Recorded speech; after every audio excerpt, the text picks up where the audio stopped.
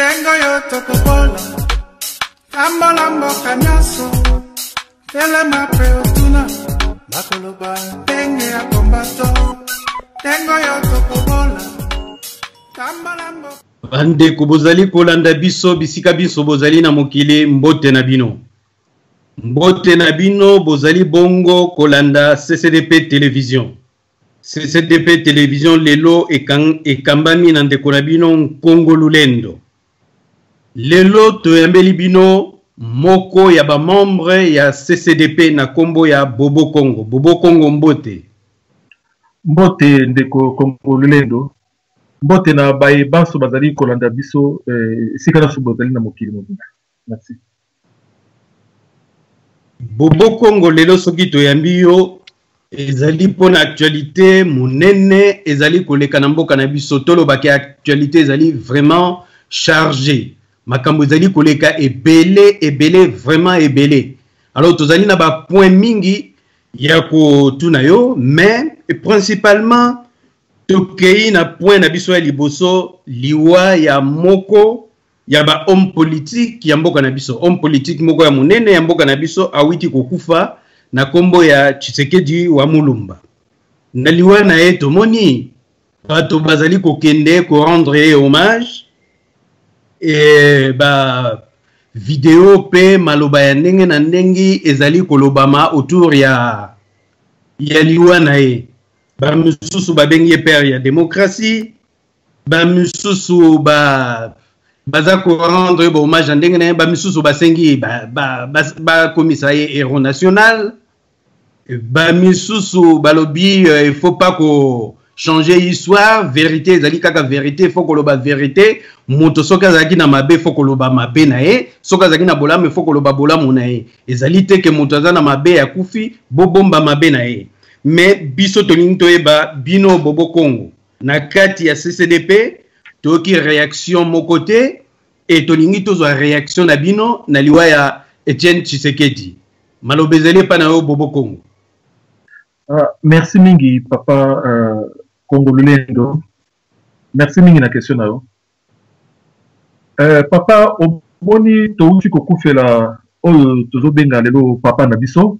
Aza papa na biso na mbula, papa na biso na makambo ebele, aza papa ya famille, aza koko ya bana, kokufela papa, kokufela koko, kokufela être cher, parce que c'est très cher pour la bande de Komususu, et ça a eloko mo ezala toujours passé na motema. Yango na batu baso oyo baza koloka passion na motema, toza ko présenter bango en tout cas ba courage penza et puis ba condoléances na biso. Mais lelo tout le monde solo ya papa Etienne Tshisekedi, pas comme père de la famille, pas comme grand-père, mais comme un personnage public, un acteur politique. Aza quand même acteur politique, moko ya munene na mboka kanabiso o ya sali pe histoire na ye na ndenge na ye. Papa ndenge vérité za la kaka moko, vérité za kami vérité. Histoire ba changer rango te. Yango wana na koloba na oyo ngai na yebi na boyi liboso na boyi eloko ya kobenga papa Etienne Tshisekedi comme père ya démocratie nga na kondima ngote parce que soto bengi ye père ya démocratie ezali imposture. Papa Tshisekedi n'est pas le père de la démocratie congolaise, il n'a jamais été et là malheureusement il ne le sera plus. Papa Etienne Tshisekedi n'a dit pour la raison misato on a le père ya démocratie. D'abord, na accession ya pays na biso, République démocratique du Congo, na souveraineté, na 1960, le 30 juin 1960, avant wana, il y a eu des élections libres et démocratiques. Mais l'élection wana instaura qui démocratie na kati ya Congo. Lumumba azalaki élu démocratiquement et en toute transparence. Tozalaki na 44 partis politiques, dont Abako, PCA, MLC et consorts. 44 partis politiques. Donc, il y avait déjà une certaine démocratie. Nabosengi ou Nabosenga, il y a service belge. na ba service américain en CIA bakangisaki mwa groupe ya bato moko oyo babengaka groupe de Binza. Ba groupe ya Binza nde basalaki premier coup d'état oyo Mobutu azalaki en tête na septembre 1960. Coup d'état wana eanéantisaki ba institution oyo ezalaki en place. Mobutu atiaki gouvernement ya ba commissaires généraux oyo Tshisekedi azalaki na charge. Il y a ministère de la justice, commissaire général adjoint chargé de la justice, avec adjoint à Papa Liao. Bango wana groupe ya Binza, oyo ezalaki ko piloter loko wana na sima. Bango nde babomaki démocratie naissante na Congo. Lelo oyo pour la raison wana. To ba participer na ko boma démocratie na biso. Et puis memaki tina ko boma pe liwa ya Lumumba. Oyo azalaki ko incarner démocratie wana ngai lelo nakoki kobenga ye père ya démocratie te. Président Kasavubu azalaki pe moko ya bato bazalaki ko incarner démocratie. Akufaki na kati ya liwa ya président Kasavubu aboya akufaki na embolie pulmonaire. Président Kasavubu asengaki akende kozwa soin na étranger mais mutu oyo azalaki na responsabilité et puis la charge du ministère intérieur à l'époque a beau qui autorisé. Il s'est fait malheureusement que Moutanga Boua qui autorisé comme vous n'avez Etienne Tshisekedi. Donc on a benga yete père et démocratie pour Moutou a contribué à la démocratie au Ibandai Kobota Mana Congo au ça qui déjà 5 années. On a benga yete père et démocratie. Président Kasavubu azala qui peut moko ya ba symbole ya démocratie naissante, il y a la République démocratique du Congo. À Koufaki na embolie pulmonaire, Azalaki n'a pas besoin de soins na étranger, mais et Salamaï que Moutou Azalaki na charge du ministère intérieur à l'époque, a beau qui copie ça y est autorisation pour bimak nos soins na étranger. Moutongo Oyo Azalaki a beau qui copie ça y est autorisation bima. Kombo na yepe Etienne Tshisekedi. Donc, vous montrez que Mouto Azali assassin, Mouto a contribué na koboma démocratie au Ebandai Kobotama, au Ezalaki espoir il y a peuple congolais à l'époque. Ngai na ko benga ye père ya démocratie. Et puis deuxième point, pour benga yo papa na Eric, pour benga yo papa na Songolo na Pakala. Il faut ça l'appelle na moi na Pombo Songolo Pakala. Na Congo lelo oyo toza na démocratie te. Na Congo lelo oyo toza na occupation ezali ko s'accompagner na dictature. Comment est-ce que démocratie existe na ngote to benga yesi oyo papa ya démocratie oyo wapi. Troisième point. Ce qui n'a dit que ko benga Tshisekedi, ce qui na bengi et papa Etienne Tshisekedi bien qu'il n'ait pas monene na ye, n'ait pas bravo n'ait pas pugnacité n'ait pas détermination n'ait ce qui n'a bengi père et démocratie en tout cas n'a encouragé l'imposture. Oh histoire n'a pas histoire va changer en côté. D'ailleurs n'a pas lancé appel n'a pas historien il y a République démocratique du Congo et puis n'a pas témoin vivant. Ba témoin oyo bazana nous vivants. Bameka kokoma tango sengeli ya kokoma ko papa Etienne Tshisekedi akei atikali kokoma même pas une page ya kaye, donc tout ce kayeba qui depuis 1959 sur la politique à Congo nyonso ke nango na samabele naza ko senga na bandeko ba papa ba yaya oyo bazali kolanda biso oyo bayebi baza ba historien bayebi histoire ya Congo bakoma yango pour na ba génération future. Papa Etienne Tshisekedi azali visionnaire. Normalement, d'accord que bengaye père et démocratie, ce que zalaki ki yenda zalaki visionnaire. Mais topo sanate que naissance il y a IDPS, il y a groupe au mouvement IDPS et bandi na lettre et 13 parlementaires. Ba lettre ba 13 parlementaires mutu moko mutazaki initiative, les grands visionnaires. Papa Ngalula Pandangila. Azwi idée. Abengi papa Lusanga na papa Lombi na papa Lumbu Maloba. Bango misatu bakangami na avenue du commerce, place mon avenue du commerce. Bavandi wana ba rédiger lettre wana ya 52 pages. Lettre sili. Papa Ngalula Pananjila lobi bon, lettre oyo pour ezala makasi pour biso peto se protéger pour Mobutu kopesa yekanda pour se protéger pour tozala moi ebele to signer yango. Abandi ko contacter batu moko de gauche à droite. Esika a contacté qui papa Disanga, a contacté qui papa Donatien Kakoul, papa Raymond Mukoki, a contacté qui moi batu belé papa Nda Charles Nda Dia Oken Ambel, a contacté qui batu belé et puis a contacté na papa Tshisekedi, a contacté papa Tshisekedi par le bien qui oyazali camarade ya Mobutu. Mais azan de konanga ya Kasai le kola tobo sanate que na circonstance on a contexte wana et vous savez que ça le massacre mo salamaki na zone diamantifère na Kasai et ça a plus de 300 morts na contexte wana le quoi il y a des proches Mobutu ceux qui te bendier à la gros poisson ne baye peut contacter Etienne Tshisekedi pe apesa ki Corneille donc déjà azalaki na quatre ne bande la vision té lettre wana ekeye salami ndenge salami bakangi bango bake bamboka ba relégué bango na ba village ba koti ba prison ba betami au papa Lusanga ye a betama penza na Katanga kuna en public sous la pluie devant ses enfants devant sa femme bazo bete mutakala bazo bete film ba betama ebele bango na ba relégué bango mais tango ekomi ke bon to komi c'est un parti politique basa na courant mususu na kati ya MPR. Tant que bavanda bon en 1982 na epa ya Kibasa po to batwaye bakati papa Kibasa Maliba papa Liaou papa Mbwakem ba obaza ba figure historique et emblématique ya IDPS ou ba cadre IDPS bazala quitté parmi les 13 parlementaires mais ba bengana ki siko donc na ba les 13 parlementaires na ba tumususu bazaki pe influent pe na ba milieu na bango ba bengana ki po ba vanda siko basala o ba bengi parti politique ezaki pe kaka vision ya papa Ngalula Pandanjila. Tant que papa Ngalula Pandanjila sali bongo, bon, ba iba osala IDPS ezala une représentation nationale.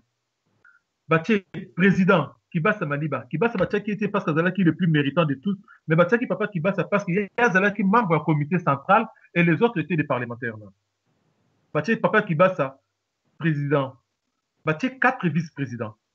Baché vice-président Moko a représenté Balubafon. Papa Ngalula Pandanjila.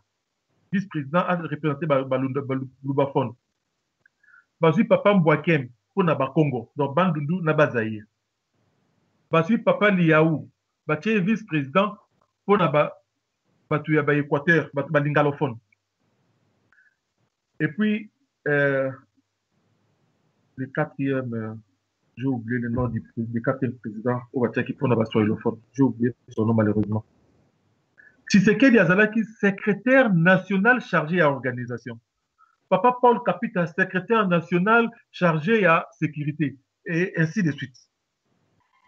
Na Katiwana, Bazako Vanda, na Simana Yango, na la lutte et influence. Papa Tshisekedi, tellement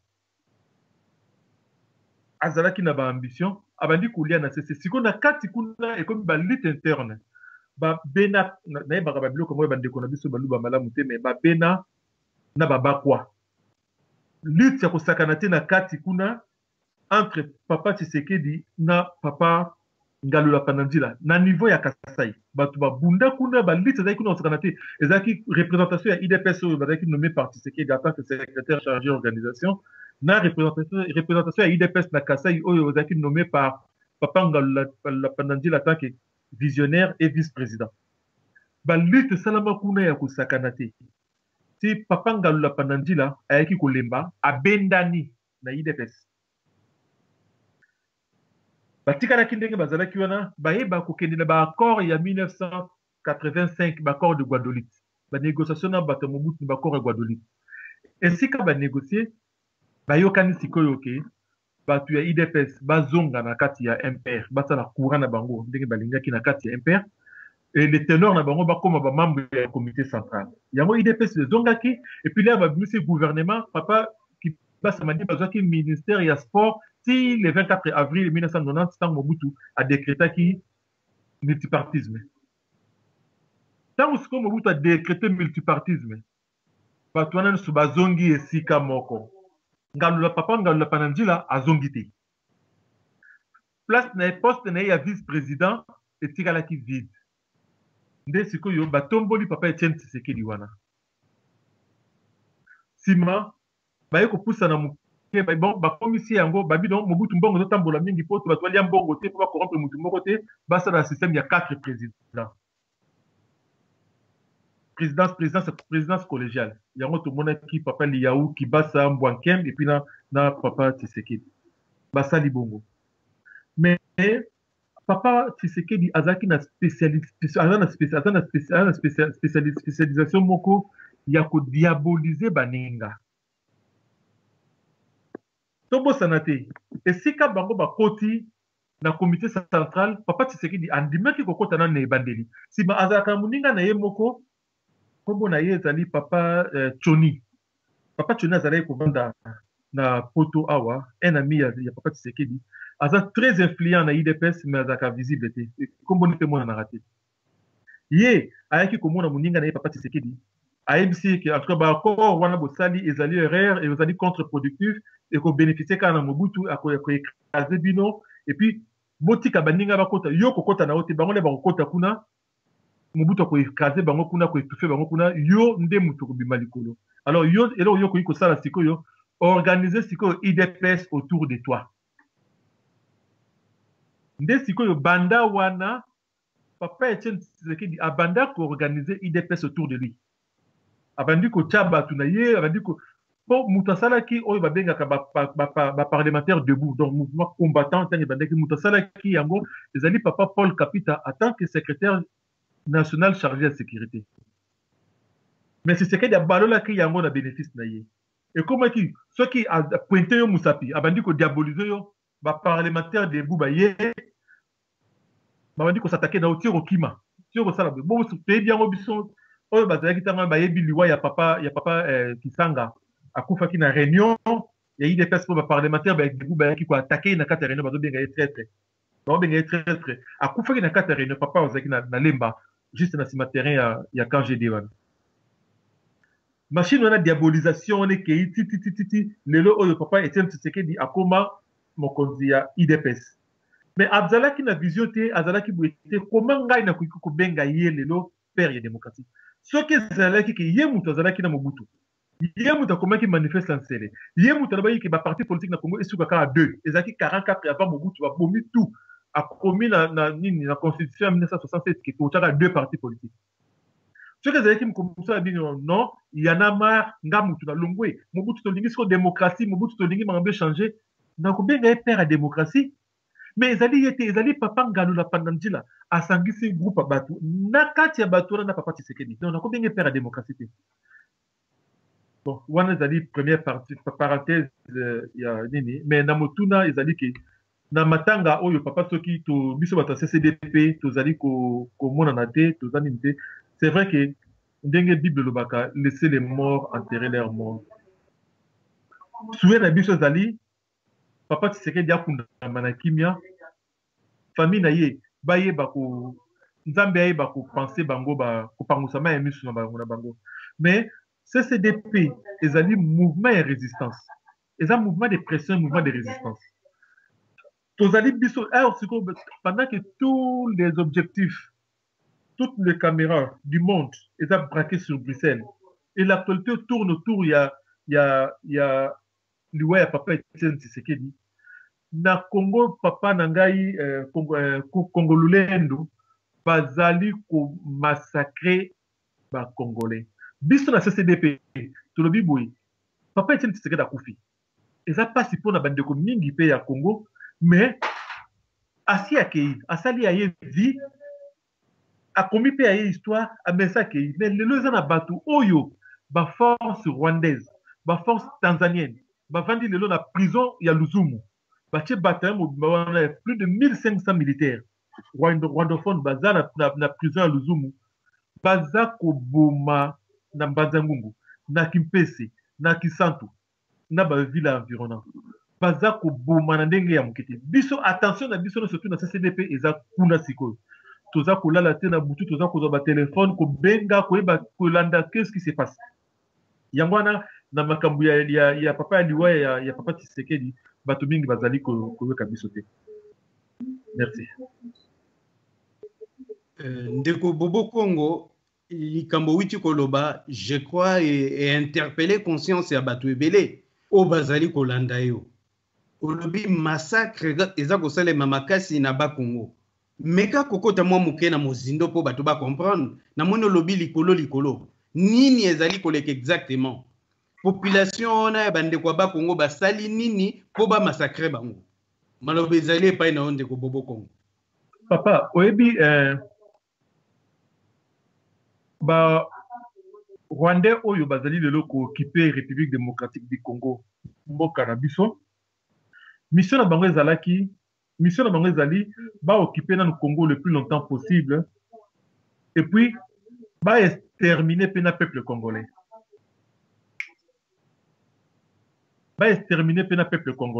mission na bango ezalaki pe wana sikoyo balukaka ba occasion surtout baza ko boma peuple congolais et puis bazali pe ko distraire peuple congolais. Rappelez-vous le 30 décembre je crois ezalaki année 2012 oui 2012 ou 2013 tant que monaki batu ya mukungubila ba investissaki cité ya la voie du Zaïre donc installation ya RTNC batu to mona bango bazalaki bayawana à menu bazalaki na armete baya maboko pamba 2 ou 3 personnes bazalaki na banzete mais bomonaki riposte ya ba Rwandais baboma bango na ndenge ya mukete devant toutes les caméras du monde basubela babibebe na bango mais baprésenta bango nini batu ya prophète Mukungubila ezali secte moko boye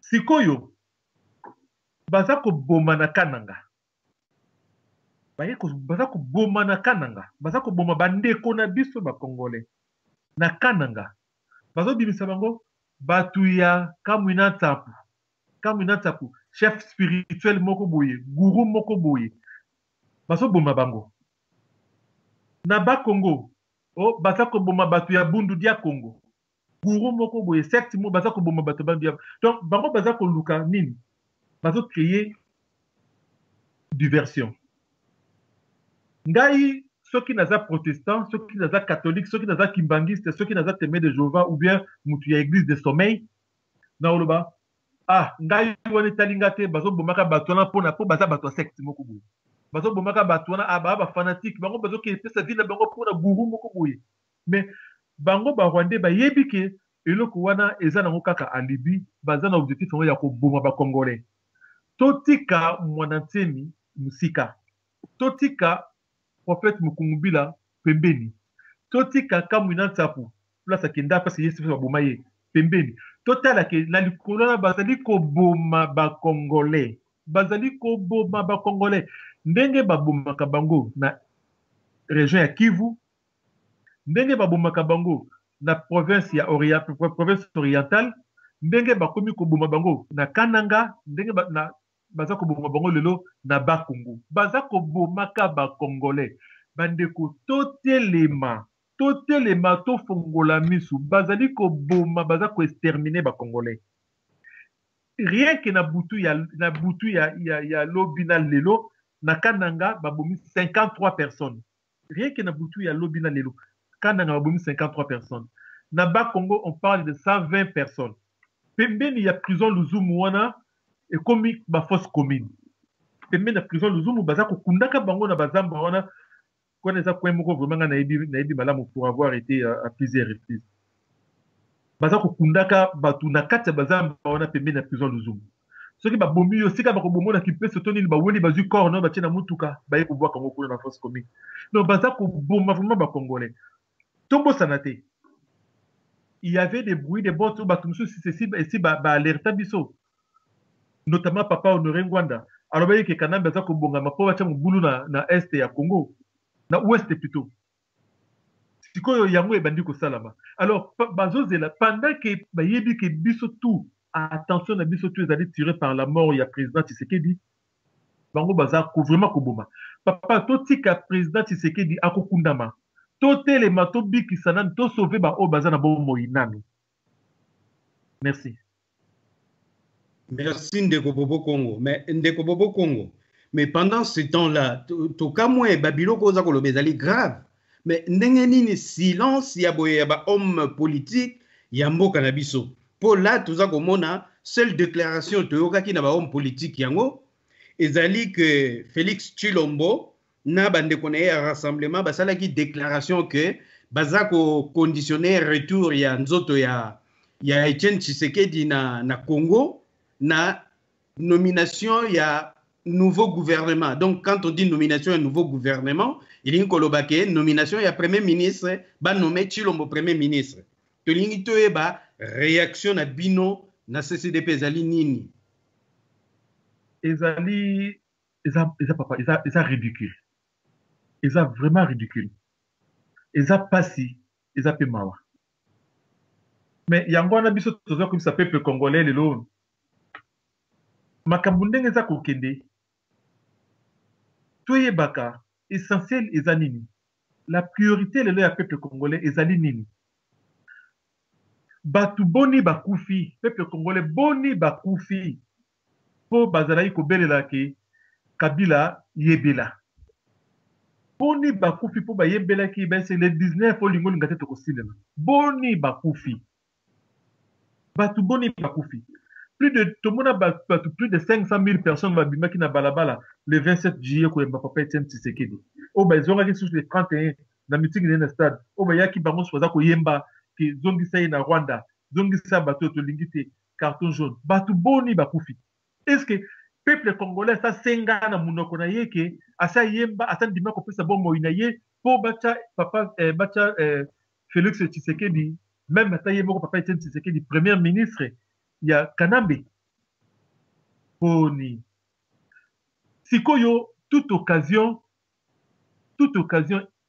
est belle pourvu que toi va arriver na objectif. Rassemblement a présenter candidat kaka moko rassemblement mutu c'est non ba accord na bango premier ministre ko uta na rassemblement pour ça après mathieu premier ministre il faut la proposer par papa Etienne Tshisekedi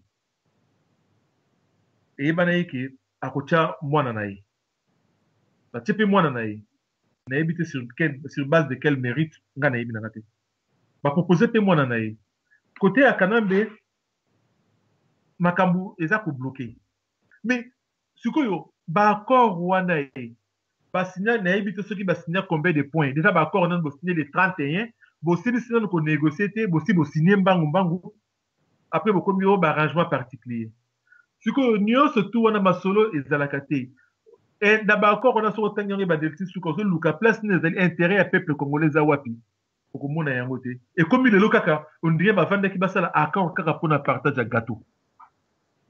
Ôte-toi des lois, ôte-toi de là que je m'y mette. Et comme kaka autour ya sikoyo comme tina ko salisa mowei bon liboso de là qui mutako bimisa premier ministre mutako premier ministre kaka papa Etienne Tshisekedi azaki na bomoi et ben ka ocha mwana naye ba faire pe influence ba tepe moi proposer pe mwana naye et si ka kufe dia papa ki mutaka pression wana yem ta drena ka foule yem ta populaire soka ki to ko rater place yango to ko rater sika wana to banda siko il faut to cha pression avant ba kundaye avec bébé zonga faut ba nommer dans Félix Tshisekedi et ba sali tout un lobbying là-dessus to mo ina ba zakari baba se muta pe perdre to mo ina ba pe belé banini ba komi ko sala makelele il faut Félix Zonga ba tombe di pression mais et loko mo na ça peuple congolais et ce qui est vrai biso to yebi ba service rwandais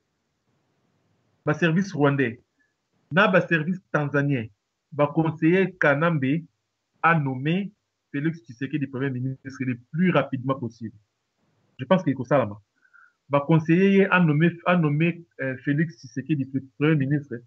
Parce que Félix a commis premier discours on a comme ça là que peuple congolais beau à la calme. To kunda papa Etienne Tshisekedi. Oya partisan ya paix, partisan ya lutte.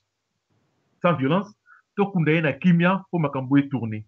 Comme ça makambo parce que tisikoyo baza ko mekandenge nyonso ba bengi na expert belge na Kinshasa bazo tala ndenge nini ba ko contenir full wana soki full tombo ki siko na simbi ba Tshisekedi bazo mona te. Seule solution comme il bango kaka ki il faut ba nommer Félix Tshisekedi premier ministre yé ala lisa peuple ya Kinshasa pongia ba bébé. Merci. Makambo lobe ezali motuya ndeko Bobo Congo mais tokozongela mbala sima po minute eza na biso muke mais ndeko Bobo Congo tulingi tokota na mwa eloko moko ya muke tomonaki video Bokechu asalaki tomoni Bokechu na video aza kolela mais maloba bimisaki kuna na kati atangi kombo ya papa Honoré Ngwanda alobi ke yo menaka komba ya N alobi biloko ebele na kati wana ye mutu akolela ebembe. Alors nalingi na tuna na yo Bobo Congo po bino bato ya CCDP na bato ya Pareko bo partageaka idéologie ya papa Honoré Ngwanda oyokaki mpe olandaki video wana mobimba eza minute mingi te ça tourne autour de 4 minutes en gros yo tango oyokaki video wana s'il faut opesa ozongisa eyano epa ya Bokechu na bandeko bazali kolanda yo okoloba nini? Papa tango namonaki video wana réaction nanga liboso nasekaki mingi parce que Bokechu a rappelé ngai acteur moko ya congolais na lingaka mingi nazalaki kolinga mingi tango azalaki en activité kombo na ye Kalent Kokodioko. Tant on a monaki Bokechu asalaki eloko na vraiment rappelé nga Kokodioko nakanisaka aosala comédie mais après naye ko bon faut qu'on soit quand même Bokechu au sérieux déjà nazotuna ba peuple congolais crédit nini tokopesa na maloba ya mutu kwa Bokechu mutu azobelelaka komba bobuma awa tobunda boya fere dadi falia ko beta te na mabelar matungulu falia ko beta te mabaluki ya kikuta na organisateur azo mone yango bopesa ngambongo ngamu na yebi ndenge nini na osora na bango Bokechu kaka wana Bokechu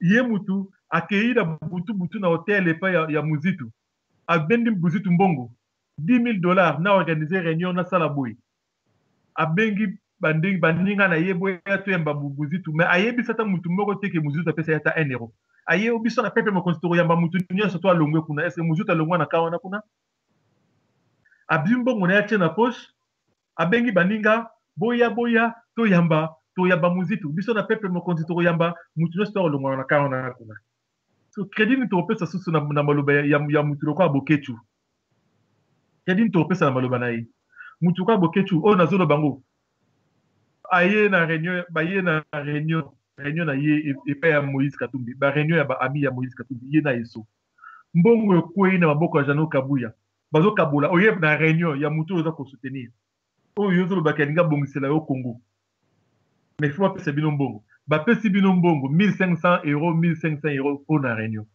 maloba on aza koloba témoin Patrick Fonja aye biango amona na vidéo bazo pesa Bokechu mbongo Patrick Fonja membre na bango ya peuple moko bazui bambongo crédit no pesa mutabongo Bokechu aza na ye fanfaron Bokechu aza guignol bamaloba za koloba italien soki aza koloba go papa Honoré Ngwanda aza mutu ya haine mais Bokechu nde mutu aza na haine parce que tout le monde a ye mutu akoma na apparition na ye nyonso tu video nyonso asalaka ayaka kofinga papa Honoré Ngwanda mais Bokechu aza bipolaire eloko bato bayebaka te Bokechu aza bipolaire ezali c'est une pathologie très dangereuse qui mérite d'être soignée. Bokechu aza bipolaire il est capable ya kofinga yo na ya kokumisa yo mbala moko après kofinga yo lelo afingi yo lobi ye wana aye abandi kokumisa yo abandi kolela yo akoya pe akumisi yo lobi ye wana abandi kofinga yo Bokechu aza vraiment bipolaire ezali maladie Bokechu ezopesanga pasi namona Bokechu aza koloba papa Ngwanda osala komba ya haine ya ye ya boye azosenga Moïse Katumbi merci ndenge azosangisa batu tosangana po tobengana bakwande mais Bokechu azozo bakongolais lokwa bajambo bandambu est-ce que Moïse Katumbi azalaki gouverneur na Katanga na gouvernement oyo ya occupation pendant plus de 10 ans Moïse Katumbi un acteur majeur na campagne électorale Hippolyte Kanambe. Oh, yemoko boketu abenga mwana ya Arido Hippolyte Kanambe, mwana Christopher Kanambe. Est-ce que boketu sa yoka na munoko na Moïse Katumbi aza kolobake ngana komi na lokomi na opposition pona benga la Rwandais? Mais de qui se moque-t-on? Est-ce que boketu sa yoka Moïse Katumbi kombo na ye de Sovrano Soriano Moshe Soriano? Et si boketu yoka Soriano za kolobake ngana telemi pona benga na Rwandais parce que boka na ngeza occupé komba ya boketu, komba ya Moïse Katumbi na komba ya papa Etienne Tshisekedi, komba ya Honoré Ngwanda, komba ya Odombo, komba ya papa Kerwin Maizo, komba ya Patrick Mbeko, ekokani ata moketi. Papa Etienne Tshisekedi na Moïse Katumbi etumba na bango ezaleki bakoma kaka na pouvoir. Soki bakobenga on a voie ya démocratie, soki bakosala ndenge nini bakenda ba élection, bakanga na bango mise na occupation likambuti, mais bakoma kaka na pouvoir. Mais boketu wa yambo, etumba ya boketu, etumba ya Odombo, etumba ya papa Honoré Ngwanda, etumba ya bandeko mususu oyo bazali ebele, etumba ya mama Gertrude Mbanzu, etumba ya batu ebele, ya mama Fifi, ya mama Chouchouna, yu mutu mosi, etumba wana ezali ko libérer Congo na maboko banguna. Et bon, on dit boketu akende kosala alliance na bato baza kobeta démocratie, ya ba élection, akende kosangana na bango, afingaka papa Honoré Ngwanda mutu baza na ye komba moko maloba moko baza ko mboka eza na mboka ba Rwandais, oyo eza na mboka na mutu mboka kombo na ezali Hippolyte Kanambe, ba Rwandais baza ko massacrer na Kivu, baza ko violer basi, maloba boketu alobaka yango Honoré Ngwanda alobaka. Akomisa ennemi na likambo nini po akende ko soutenir bato yo baza ko sala kutu ke système wana et demeurer. Boketu aza bipolaire. Donc ça tananga pour na koloba makambo na yete. Tous les cas. Mais Boketu a kokaki pe il faut payer à justifier un salaire na ye. Il est le seul combattant dans le monde entier. Le seul combattant au aza ko ganga na kombo ya Congo, maza salarié. Pour naza ko yebisa bino que Boketu est payé tous les mois 1000 euros. Tous les mois 1000 euros dans la famille ya Katumbi. Azaki liboso muke ko benga Karine Katumbi, moi ça Katumbi ya rwandaise ou à toutes rwandaises. Boso ko benga kaye maman Nzala batindeli mois 200. Mama batindeli mois 300. Ti moi na moi suyana akoma ko se lasser et comme il ko akone ko mona ngomba mutungisi. Aye ko solo na mobile na ba yokana batela boketu salaire. Tous les mois azwaka 1000 euros. Donc yango il faut sera l'équipe de la télévision a justifier ka salaire na ye. Aza muto peuple congolais a koki kondima ya ta mukete. Mais qui est le premier à prophétiser sur la mort? Il y a Etienne Tshisekedi. Ah, le baki Tshisekedi, mabundi minene, okokufa kalate. Bon, ezaki boketu te. Yesuka le boketu ya kolela suka muto asenga ki liwana eh. Malobolobi c'est vrai, tout le monde a bandeko ebele hein, bazana discours ya monsieur Honoré Ngwanda na munoko na bango. Mais ceux qui batelemi na critique, bazako critiquer monsieur Honoré Ngwanda sans se rendre compte que malobo bango bako loba, bako se vanter nango, ezali kaka discours ya monsieur Honoré Ngwanda. Ezali oye alobaka, ezali oye akomaka. Et là au plus exemple ya Boketu, discours na ye na monoko ezali discours oyo ya monsieur Honoré Ngwanda. Kasi soka telemi azako critiquer monsieur Honoré Ngwanda sans le savoir. Donc pour la conclusion na koloba, on a tous en nous quelque chose d'Honoré Ngwanda. Ndeko Bobo Congo. Boni Katebeka Toto. Oyo toyebi, Malamu Kazali, grand frère ya Moïse Katumbi. Yepe muta finançaki Genval. Yepe muta zalaki tozaki komona koloba na place à Tshisekedi. Kosala ba interview na Jeune Afrique. Boni lelo boye bakomi ko potana bangona ba Félix Tshilombo. Likambango ezali nini? Merci. Likambango ezali papa course au pouvoir. Course au pouvoir. Pour na Félix Tshisekedi, c'est les gâteaux ou rien. Donc, il faut y avoir comme premier ministre, tout le monde sauté.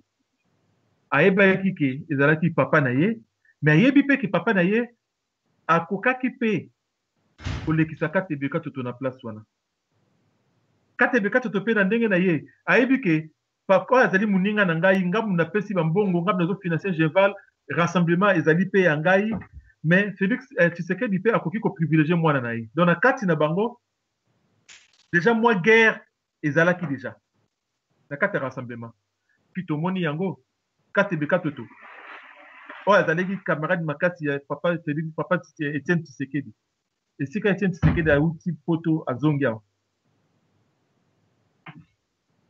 Atikali komona yete abenga na telefone baboyaka kotasa ye aluka ye na ndako baboyaka kokotisa ye si ake na hôpital eleki ndenge bomoni wana papa Etienne Tshisekedi akufi ale machine wana ya machine ya diabolisation wana oyo esalama autour ya Félix Tshisekedi oyo ekoma ata bazoboma na bango bato na kananga bango etali bango te mais soki otangi kaka kombo ya Félix Tshisekedi machine wana etelemi ebandi kodiabolize yo ndakisa ndenge bautosala lobi awa na ndeko na biso Fabien Kuswanika ndenge basalaka mikolo nyonso na Odombo na pesi mbote esika zali ndenge basalaka mikolo nyonso na Cédric na papa Kerwin Maizo na papa Patrick Mbeko mama Babilish Mohamed Mboyo ndenge basalaka mikolo surtout yango wana bazali pe kosala yango sikoyo donc ezali vraiment ka likambo ya course pouvoir tomona ba diabolisaki papa Matungulu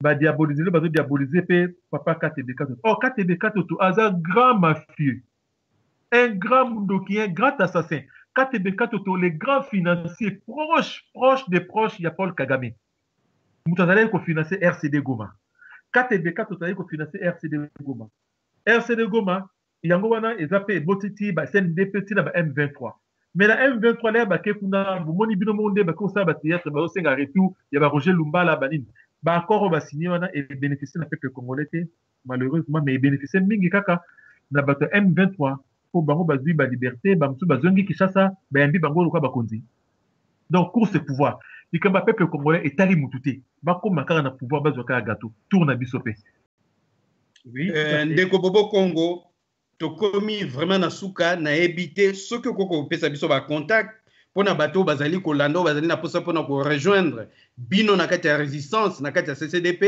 ba contact nino okoko pesa bato biso na CCDP pona ko contacter biso na CCDP tozaka na numéro de téléphone moko 07 53 98 79 bato bazali banda ya France au bêtis 0033 7 53 98 79. Et puis, tu as un site internet ccdp-rdc.com. Tout en minuscule et tout attaché. Merci Mingi Pandeko, peuple congolais. Problème à Congo, et problème de politique. Donc, boya na résistance, boya ko rejoindre biso na résistance autant bolé lango. Merci. Merci mingi ezalaki bongo toyambaki ndeko bobo Congo azali moko ya ba membre ya CCDP ezalaki wabino ndeko na micro Congo Lulendo. Merci mingi matondo tokutani mbala sima.